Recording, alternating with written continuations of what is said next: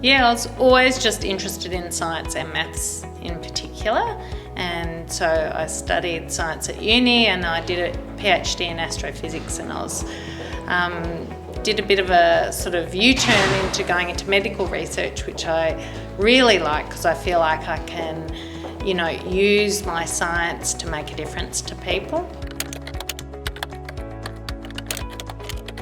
My PhD supervisor in physics was actually the second ever professor of physics in Australia.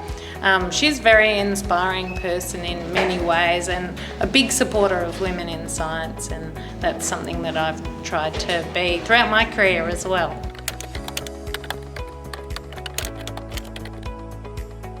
Yeah, I think it's important to demonstrate that there's lots of paths to being successful, and there's not just sort of one trajectory that you have to take in order to, have a fulfilling career. So I think as a mentor, I try and demonstrate that there are different pathways for people.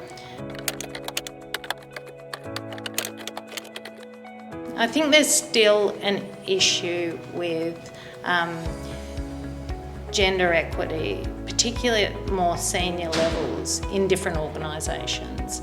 And I think we need to be acknowledging and being open about that being the case. Then we can think of ways to tackle that in very specific ways. I think the biggest issue these days is sort of unconscious bias, and we need to be openly talking about that and showing examples of that. I think it's important to just look at the big picture. So instead of sort of concentrating on the details, I think I'd want myself to be looking further ahead and thinking big and looking at what strides, that you can make throughout a whole career rather than sort of the next little step towards your achievements.